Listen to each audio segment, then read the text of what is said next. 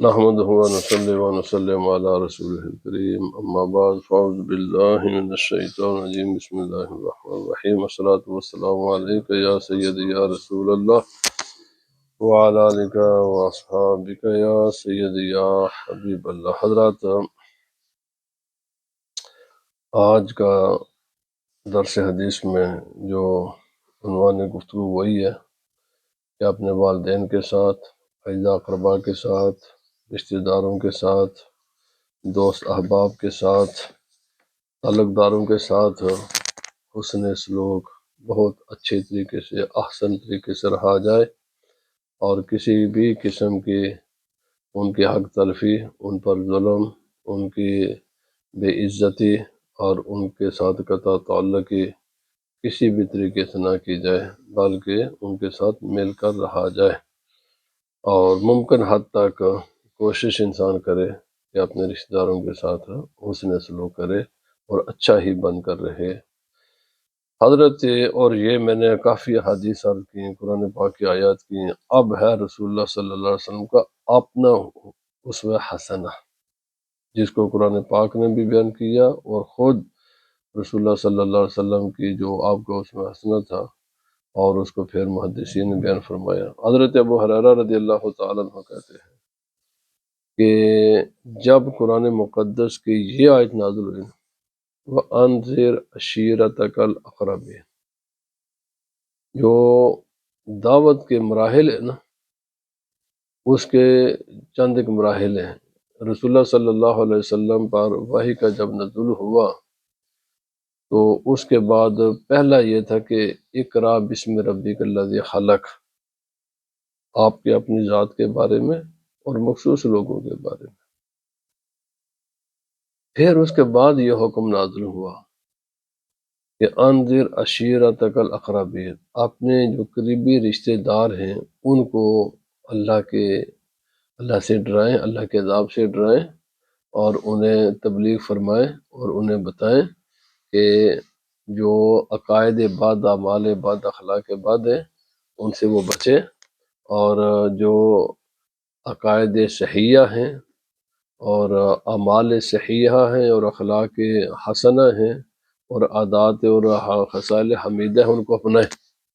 یہ آپ کام کریں، لیکن اس کا آغاز اپنے رشتہ داروں سے فرمائیں.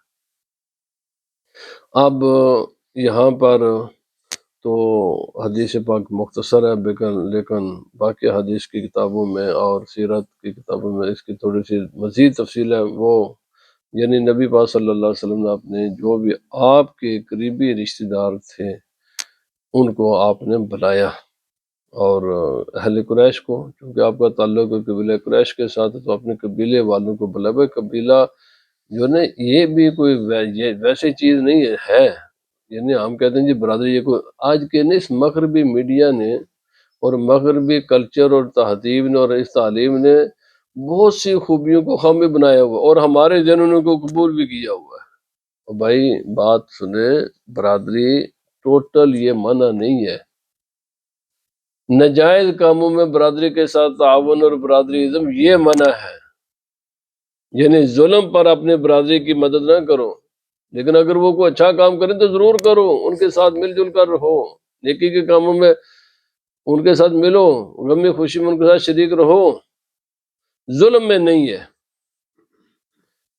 برادری ازم کا یعنی ایک یہ نہیں، وہ بہت سے معاملات ہیں، بہت سی ایسی چیزیں ہیں کہ اس مغربی اندھی بہری تعلیم ہے. یہ میں سچی بات کرتا ہوں، غور و فکر آپ کر لیں کہ انسان کو اس نے اندھا بھی بنا دیا، بہرا بھی، سوچنے سمجھنے کی صلاحیت ہی ختم کر دی ہے. انسان میں سوچنے سمجھنے کی صلاحیت ہی نہیں رہتی کہ انسان پرکھ سکے، جانچ سکے کہ کیا چیز مفید ہے، کیا مفید نہیں ہے. اور اس کا نتیجہ یہ ہے، میں مختصر عرض کر کہ ایسے ایسے سوال کرتے ہیں لوگ، وجہ کیا ہے؟ میں نے وہ ان پڑھے لکھوں سے جو 1000 گنا جاہل بہتر ہیں، کم از کم بات سوچ کر تو کرتے. میں صحیح عرض کر رہا ہوں. کیوں؟ یہ لوگ اسکول کالج میں جا کر سمجھتے ہیں پڑھے ہوئے ہیں، حالانکہ یہ نہیں پتا کہ ان کے دماغ کو انہوں نے اتنا بند کر دیا ہے. ایک وسیع و عریض کائنات کو انہوں نے انسان کو خواہشات کا غلام بنا کر اس کے دماغ کو بہت محدود کر دیا ہے، بہت ہی محدود کر دیا ہے۔ ساری کائنات کیا بنا دی ہے؟ پیسہ کمانا۔ او بھائی صرف پیسہ کمانا انسان یہی ہے؟ انسان ذرا غور و فکر کرو نا۔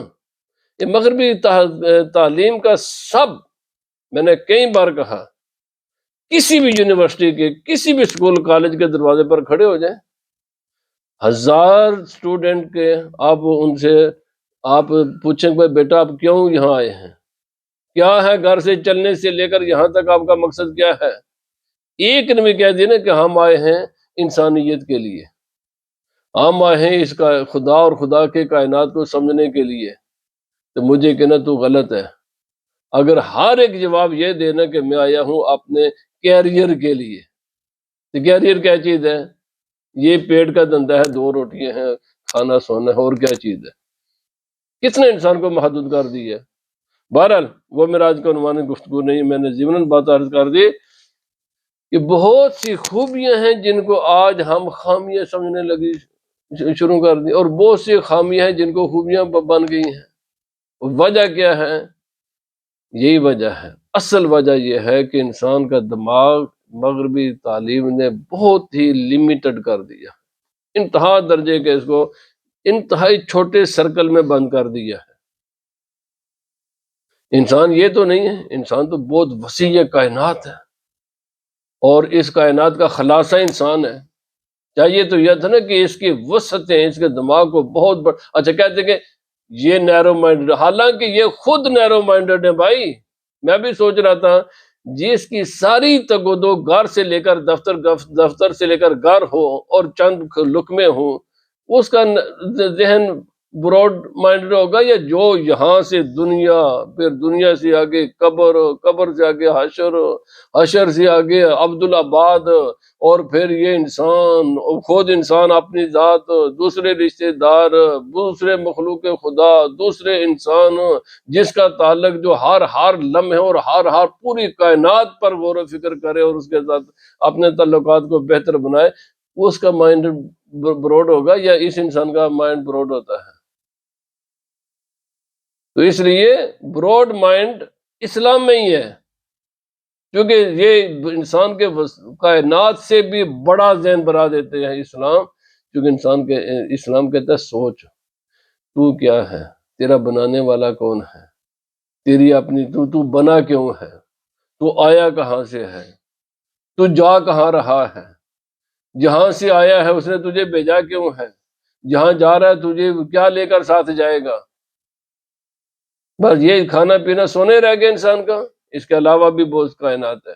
تیرے تعلقات ہیں دوسرے انسانوں کے ساتھ کیسے ہونے چاہیے، دوسری مخلوق خدا کے ساتھ تیرے تعلقات کیسے ہونے چاہیے؟ بہرحال تو اس لیے میں عرض کر رہا ہوں کہ رسول اللہ صلی اللہ علیہ وسلم نے اپنے خاندان کو بلایا، اور خدا تعالیٰ نے بھی فرمایا اپنے خاندان والوں کو پہلے بلاؤ، دوسروں کو تبلیغ کرنے سے پہلے اپنے گھر میں تبلیغ کیا کرو، اپنے خاندان کو کیا کرو، اپنی برادری کو کیا کرو۔ تو پھر کیا ہوا کہ رسول اللہ صلی اللہ علیہ وسلم نے بلایا اپنے خاندان کو، فَاجْتَمَعُوا فَأَمَّا وَخَصَّ، وہ سارے جمع ہو گئے، جو بالکل عام دور کے جن کے ساتھ کوئی زیادہ قریب وہ بھی، اور جو خصوصی تھے۔ ہر انسان کے 2 قسم کے تعلقات ہوتے ہیں، ایک عمومی ہوتے ہیں، خصوصی ہوتے ہیں۔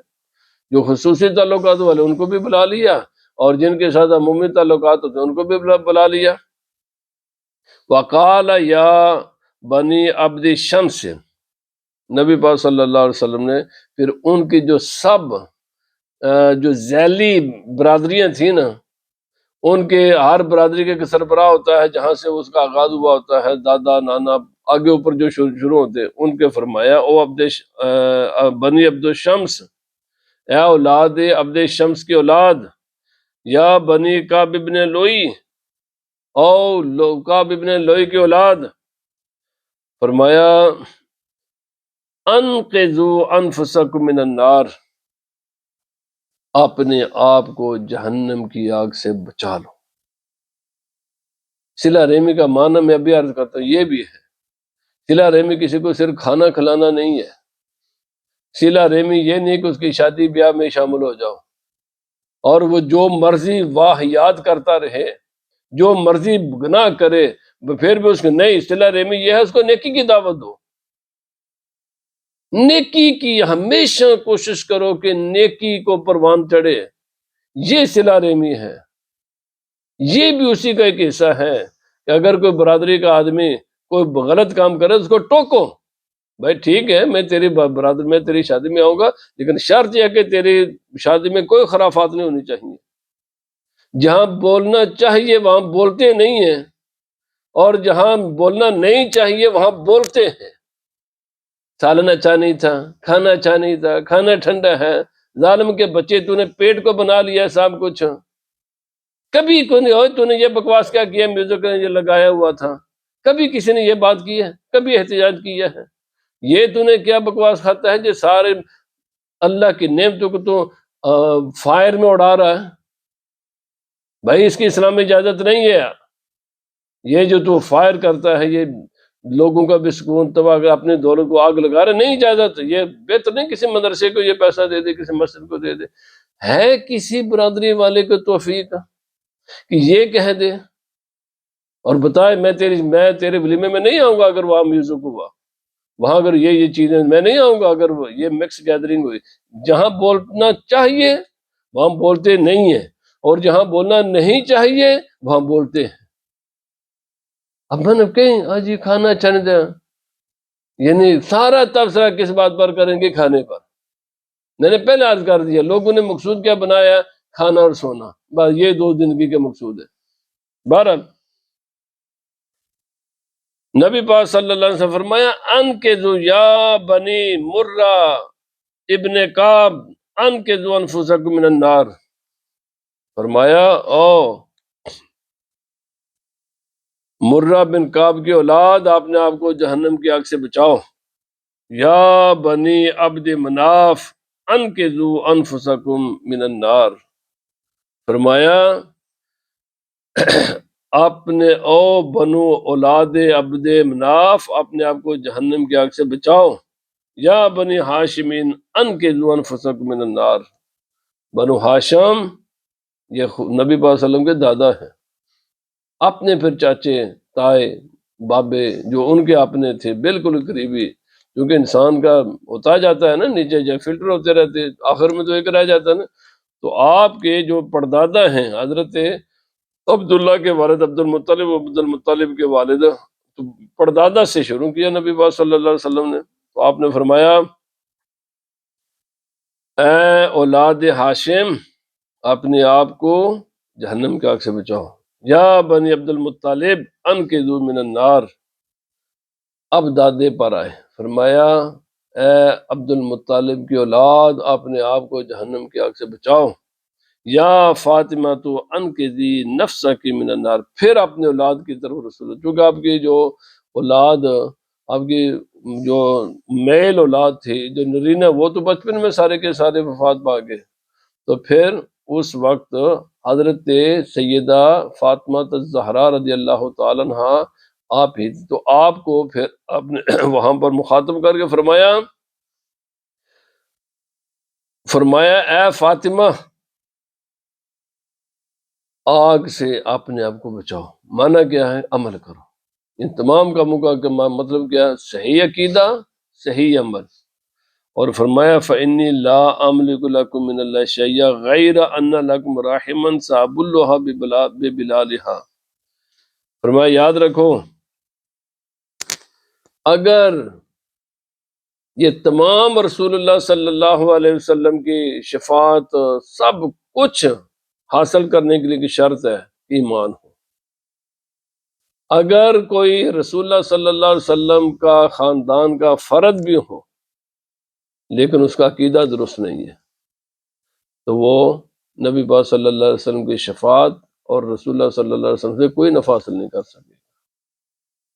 آپ نے فرمایا میں کوئی کسی کی تمہیں کوئی میں کسی بات کا مالک نہیں ہوں، بس سمجھنا کہ چونکہ ہم نبی پاک صلی اللہ علیہ وسلم کے رشتہ دار ہیں، آج کے سیدوں کو بھی یہ سمجھنا چاہیے، یہ جو سید کہتے ہیں ہم جو مرضی کرتے پھریں، جو مرضی کریں جی، ہم تو بخشے بخشائے ہیں۔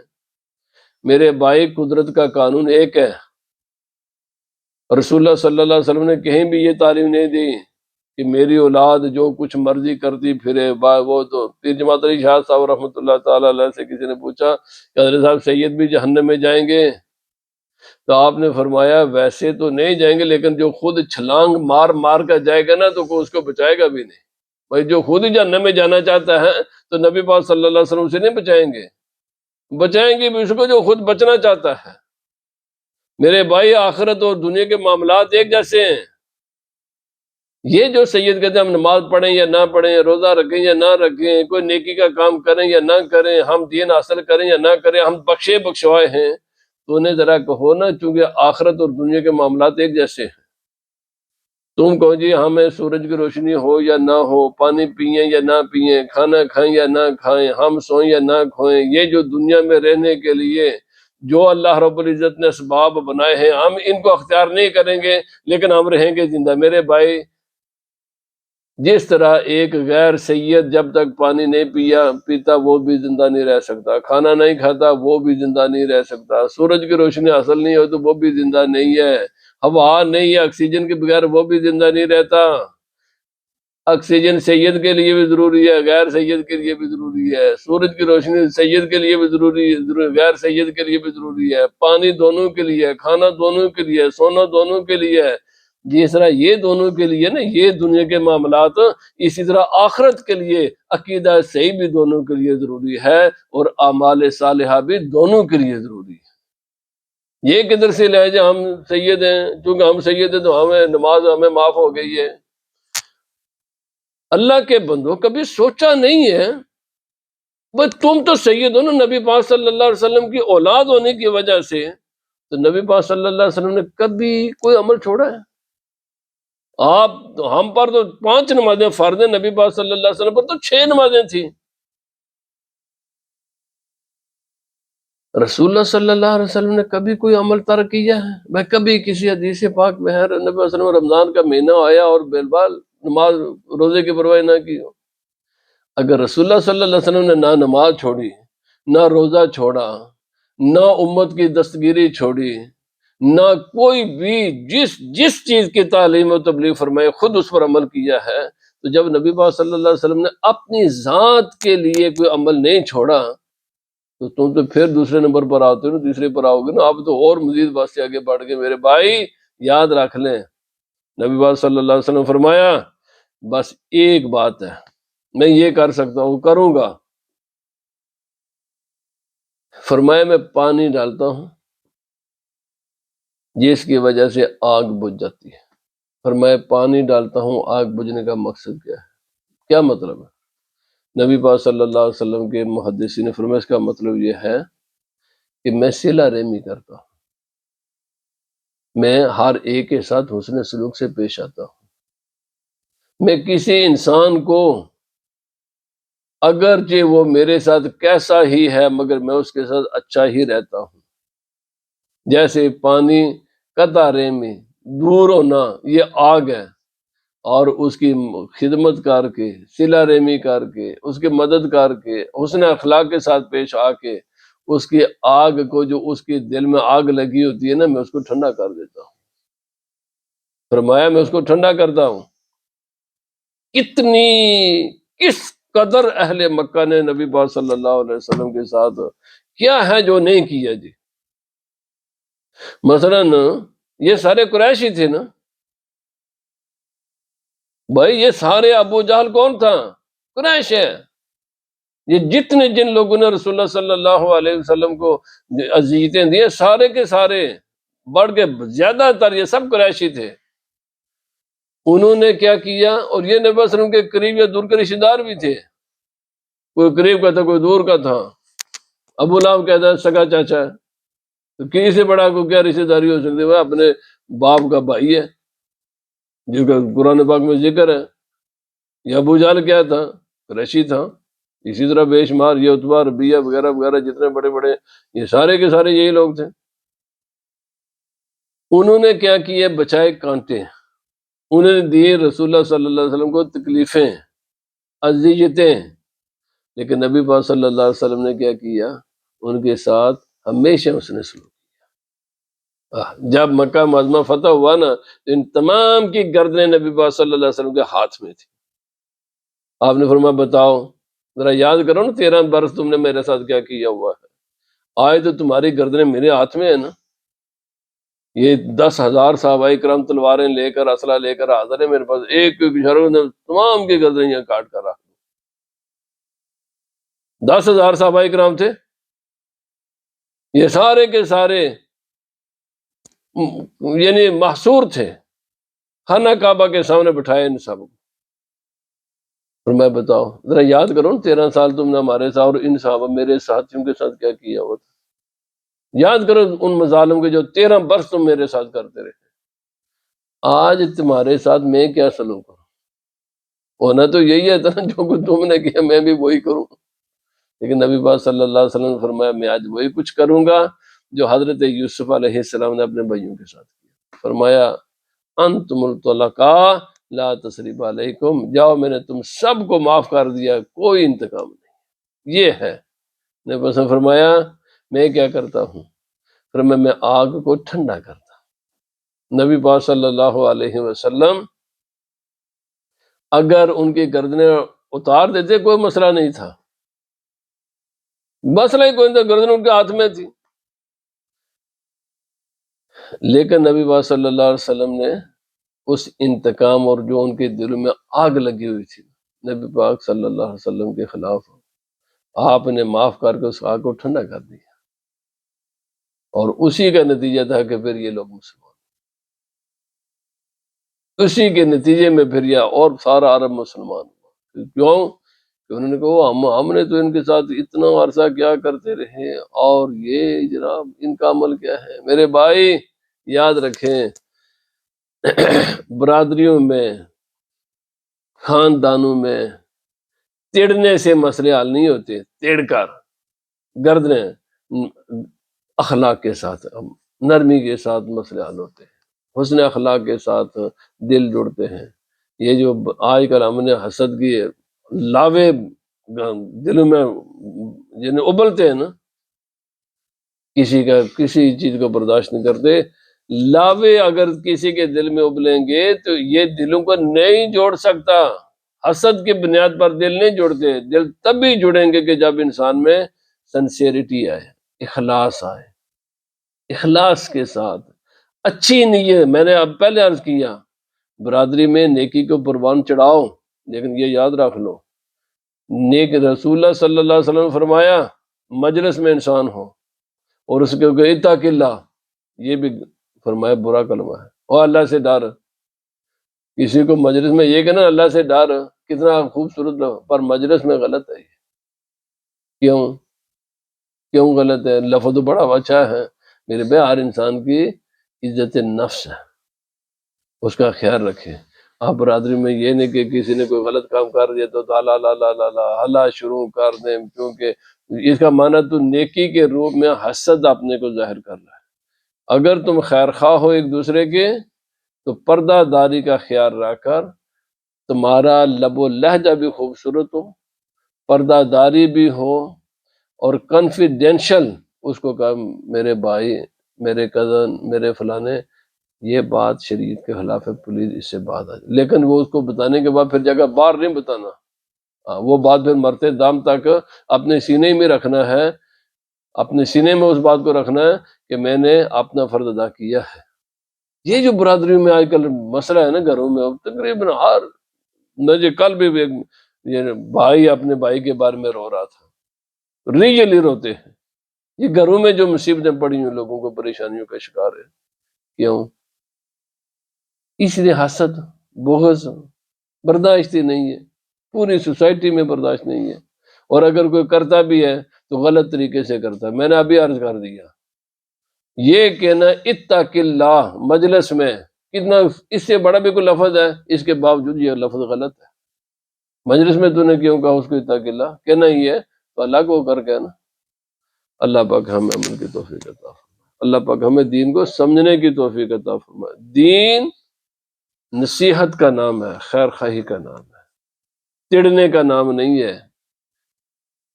بالکل اخلاق کے ساتھ، نرمی کے ساتھ ایک دوسرے کو جوڑ کر رکھنے کا نام، وہ ہمارے ملت